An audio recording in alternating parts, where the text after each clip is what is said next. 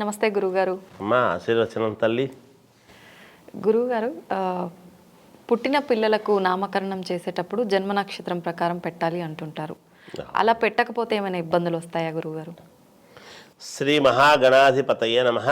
ఐం మహాసరస్వత్యే నమః. శ్రీ లలితాంబికాదేవియే నమః. పిల్లలు పుట్టినప్పుడు జన్మ నక్షత్రము ప్రకారముగా గనక పేరు పెట్టకపోతే వ్యావహారిక నామం ఏదైనా పెట్టుకుంటే ఏమైనా ఇబ్బందులు వస్తాయా అని ప్రశ్న.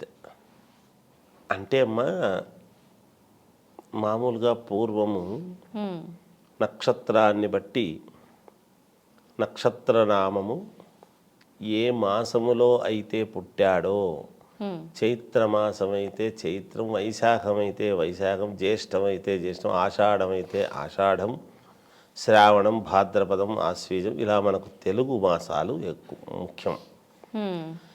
ఏ మాసములో అయితే పుట్టాడో అది మాసనామము, నక్షత్రనామము, వ్యావహారిక నామం అనేటువంటిది ఇలా మూడు లైన్లు రాసి బియ్యములో మనం ఉంగరంతో రాసి పలానా పేరు అని పిల్లవాడి కుడి చెవిలో చెప్పడం అనేటువంటిది నామకరణం అనేటువంటిది చేస్తారు. మనకు నక్షత్రము ప్రకారముగా పెట్టకపోతే ఏమవుతుంది అంటే ఏమవ్వదు. ఎందుకంటే కొన్ని పేర్లు నక్షత్రానికి తగ్గట్టుగా వస్తాయి. ఇప్పుడు చూచే చోళ అశ్విని, చూచే చోళ, చో అని వచ్చింది అనుకోండి, చూచే చో అని వచ్చింది. చో అంటే చో అనేటువంటి అక్షరంతో ఏం పెడతాం?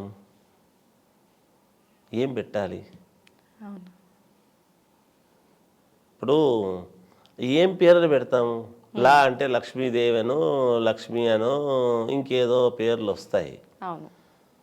చే అన్నారనుకో, చైతన్య అని, చేతన్నని, చెంగయ్యనో, లేకపోతే ఇంకేదో ఏదేదో పేరు పెడతాడు.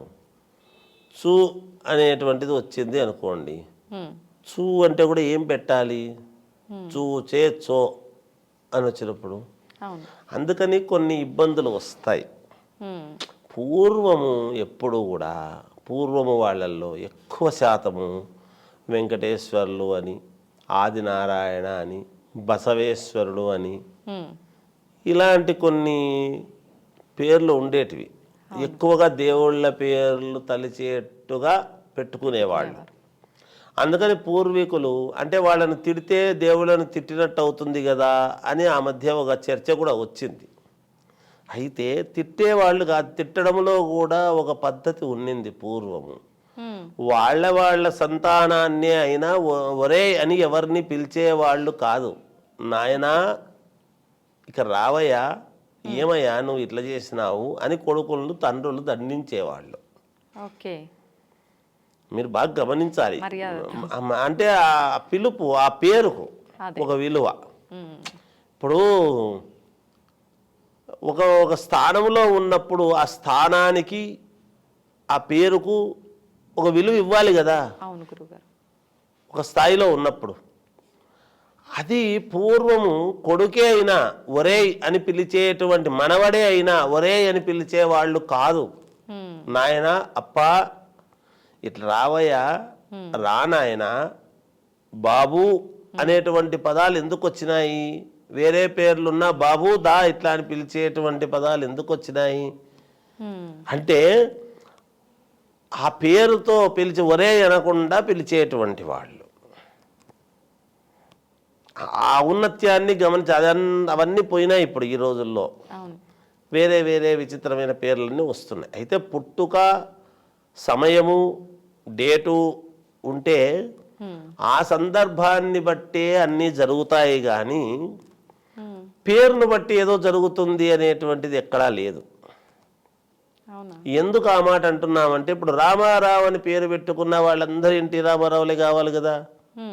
పోనీ రామారావు అంత స్థాయి కాకపోయినా కూడా ఎంతో కొంతలో అన్న ఇది కావాలి కదా. మరి అదే రామారావు అనేటువంటి వాడు రిక్షా దొక్కుకునేవాడు ఎందుకున్నారు, జటకా నడుపుకునేవాడు ఎందుకున్నాడు, సైకిల్ దొక్కునేవాడు ఎందుకున్నాడు, చెత్తబండి నడుపుకునేటువంటి పోయేవాడు ఎందుకున్నారు, వీళ్ళందరూ ఎందుకున్నారు? వివిధ రంగాల్లో ఎందుకు చేయాల్సి వస్తుంది? అదే పేరు కృష్ణ అని పేరు పెట్టుకున్నంత మాత్రాన సూపర్ స్టార్ కృష్ణుడు అవుతారా, లేకపోతే భగవంతుడు కృష్ణుడు అవుతాడా? పేరును బట్టి అంతా నడుస్తుంది అనేటువంటిది ఉండదు, ఎప్పుడూ కూడా తక్కువ శాతమే ఉంటుంది. అంతా దాంతోనే నడుస్తుంది, నువ్వు అది మార్చుకో, మనం ఏదో ఇది చేయి అది చేయి అంటే అట్లా ఉండదు. ఎట్లా వస్తుంది చెప్పండి? మరి ఇవన్నీ ఎందుకు వస్తున్నాయి అంటే అప్పుడు లోతుగా నాయనా నువ్వు ఎప్పుడు పుట్టావు ఏమిటి అని మనం జాతకం విశ్లేషణ చేయాల్సి వస్తుంది. సరే దాన్ని ఏదో జాతకము అని చెప్పి మనము దాంట్లో మనం ఏదన్నా జాతకం అని చెప్పి ఏదన్నా పబ్బం గడుపుకుంటున్నామా, ఇంకోటి చేస్తున్నామా అంటే పుట్టుకను బట్టే కదా ఏదైనా. ఎప్పుడు పుట్టాడో తెలిస్తేనే కదా దాన్ని. అది కొంతవరకు మనకు ఈ జాతక శాస్త్రాన్ని బట్టి మనం చూసుకునేసి ఏది ఉందో అది చెప్పి చిన్న చిన్న లోపాలు ఉంటే నాయన ఇది సర్దిద్దుకోపో నీకు మేలు జరుగుతుంది అని చెప్పి చేసుకోమని చెప్తే చేసుకుంటారు ఎవరైనా. దానికి ఏదో చెప్పాలి, చేసుకోవాలి. అందువలన పేరును బట్టి ఏదో ఆ నక్షత్రాన్ని బట్టి అప్పుడు దానికి తగిన పేరే అంటే పెట్టలేక ఏదో వేరే పెట్టుకుని ఉంటారు వాళ్ళు. అలా పిలిచే అవకాశం లేక చో అని వస్తే చోడప్పనో లేకపోతే చోవదేవమ్మనో ఏం పేర్లు పెడతాం ఆడపిల్లలకు పెట్టాల్సి వస్తే? అంతే కదమ్మా. అవి ఆలోచన చేయాలి కదా మనము. మరి చూడామణి చూ అంటే చూడామణి పెడతామనుకో, చూ వచ్చింది కాబట్టి. చో అంటే ఏం పెడతాము? ఎంత ఆలోచన చేసినా మనం తలబద్దలు కొట్టుకున్నా విచిత్రమైనటువంటి పేర్లు. ఆ పేరుకు కూడా ఒక ఉన్నతత్వం వచ్చేటువంటి విధానముగా ఉండాలి పేర్లు పెట్టుకుంటే కూడా. అబ్బాయి ఎంత గొప్ప పేర్లు అని. ఇప్పుడు జలంధర అని పేర్లు పెట్టుకునేవాళ్ళు. జలంధర అంటే ఏమి, జాహ్నవి అంటే ఏమి, ఒక నది పేరు. అలా పేర్లు పెట్టుకునేవాళ్ళు.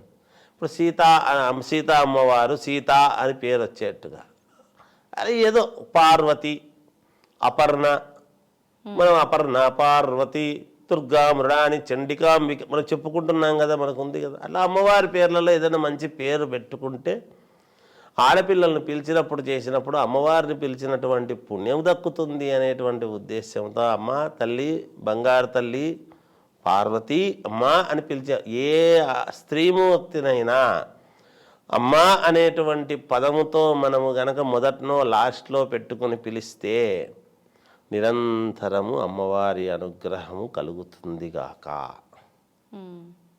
అందుకని దానివల్ల ఏదో ఇబ్బందులు వస్తాయి అనేది కాదు. ఆ పుట్టిన నక్షత్రాన్ని బట్టి అది ఉంటుంది. ఫలానా నక్షత్రం నాడు పుట్టాము కాబట్టి ఈ పేరు పెట్టారంటే ఈ పేరు ఏదైనా పెట్టుకోవచ్చు. అది ఉంటే జాతకము దాన్ని బట్టి ఎలా ఉంటుంది అనేటువంటిది మనం చెప్పవచ్చును. అంతేగాని నేను చెప్తున్నాను కదా ఒకటే పేర్లు పెట్టుకుంటే మాత్రం ఏం లాభం? శోభన్ బాబు అని పేర్లు పెట్టుకున్న వాళ్ళందరూ శోభన్ బాబు మాదిరి సినిమాల్లో యాక్షన్ చేసినట్టుగా ఉన్నారా? నిజంగా పేర్లకు అంత ఎఫెక్ట్ లేనప్పుడు జనరల్గా చాలా మంది చెప్తుంటారు కదా గురువు గారు, 2-3 పేర్లు పెట్టి పిలవద్దు, మనం పిలిచిన పేరుని బట్టి కూడా వైబ్స్ అనేవి మారిపోతుంటాయి, వాళ్ళు ఇబ్బందులు పడుతుంటాడు అని చెప్పి అంటుంటారు కదా. అట్లా కాదమ్మా, నేనేమంటున్నానంటే తక్కువ శాతము అంతా దాని వల్లనే ఉండదు అని చెప్తున్నా. అంతా పేరుని బట్టే ఉంటుంది అనేది చెప్పు. మరి ఇప్పుడు ఒక హోటల్ ఏదైనా నడపాలి అని అనుకుంటున్నాం అనుకో, ఏ పేరు పెడితే బాగుంటుందని చూస్తున్నాం మళ్ళీ, అవునా కదా? అది పెట్టుకోవచ్చు. అది ఎందుకు అంటే ఒక వ్యక్తికి సంబంధించింది కాదు. ఆ హోటల్లో చాలామంది పని చేయాలి. నువ్వు ఎక్కడ చేస్తున్నావు అంటే పలానా హోటల్లో నేను చేస్తున్నాను అని చెప్పుకుంటాడు. 10 మంది వచ్చిపోయేటువంటిది అది. అప్పుడు దానికి ఒక పేరు కావాలి, సమూహానికి ఒక పేరు కావాలి. మీరు బాగా గమనించే, వ్యక్తికి కాదు. వ్యక్తికి నాకు మరి దానికి సమాధానం చెప్పాలి కదా. మేమే కదా జాతకాలు చెప్తామమ్మా. మమ్మల్ని మేము కూడా ప్రశ్న వేసుకోవాలి కదా. ఒక రామారావు, ఎన్టీ రామారావు అంత గొప్పవాడైనప్పుడు ఇంకొక రామారావు ఏమిటి అంటే నందమూరిని తీసుకోవాలి కాబట్టి. నందమూరి ఇంటి వాళ్ళందరికీ ఆ స్థాయి ఉందా? మరి పోనీ లేదు కదా. మరి అప్పుడు నందమూరి అనేది ఏమైంది? అందువలన ఎన్టీ రామారావు పుట్టినటువంటి లగ్నమేమి, ఏ మహర్దశలో ఆయన పుట్టినాడు అనేది చూస్తున్నాం కదా. అప్పుడు పేరుతో పని ఏముంది? ఆ లగ్నం నుండి కదా. ఆ లగ్నము నుండి పుట్టిన తర్వాత పేరుతో నువ్వు పేరే గొప్పది అయినప్పుడు పుడుతూనే గొప్పతనం రావాలి కదా. ఎదుగుతూ వచ్చే కొద్ది వచ్చేది పలానా వాడా, ఎవరా అంటే పలానా వాడా అని పేరు పనికొచ్చింది. ఎదిగిన తర్వాత పేరు పనికొస్తుంది తప్ప పుడుతూనే రాదు కదా. పుడుతూనే పేరు పెట్టింటారు కదా. పేరు పెడుతూనే మహర్జాదవుడు గొప్పవాడైనాడని పుడుతూనే కాడు కదా. అది తప్పు కదా. అట్లెట్లా అంటాం? అంతే కదమ్మా. ఆలోచన చేయాలి కదా. ఎదటి వాళ్ళు మనల్ని ప్రశ్నిస్తారు అంటే ఎందుకు ప్రశ్నించరు? మనము తప్పు చేస్తే ఎవరినైనా ప్రశ్నించాల్సిందే. మాలో తప్పులుంటే మేము కూడా సరిదిద్దుకోవాల్సిందే. మనం ఏది చెప్తే అది వింటారు కదా అని ఏది బుద్ధి పుడితే అది జనాల నెత్తిన మనం రుద్దరాదు ఎప్పుడు కూడా. ఏది అవసరము, ఏది ఎంతవరకు అవసరమో అంతవరకే చెప్పాలి. అంతే కదా తల్లి. పేరు అనేది చిన్నప్పుడు పుడతాడు, పుడుతూనే చెప్తారు, పుడుతూనే పెడతారు పేరు. పేరులో గొప్పతనం ఉంది కాబట్టి పైకి ఎక్కొచ్చినాడనా. మరి అదే పేరు పెట్టుకున్న వాళ్ళందరూ చిన్నతనంలో పెట్టుకున్న పైకి ఎక్కి రావాలి కదా. అది ప్రశ్నార్థకం కదా. అంటే కాదు, లగ్నం ఏమిటి, మిగతా గ్రహస్థితులు ఎక్కడున్నాయి, వాటన్నిటినీ బేస్ చేసుకొని వేసేటువంటి అడుగులు బుద్ధి కర్మానుసారిని. ఎప్పుడూ కూడా బుద్ధి కర్మను అనుసరించి నడుస్తుంది. కర్మ దేనివల్ల? గ్రహాల వల్ల. గ్రహాలు ఏమిటి? జాతకం. జాతకం ఏమిటి? పుట్టుక. ఇది ఒక పద్ధతిగా. తల్లిదండ్రులే చెప్తున్నారు, మా అబ్బాయి వినడం లేదు గురువుగారు, ఎంత చెప్పినా వినడం లేదు గురువుగారు అట్లా.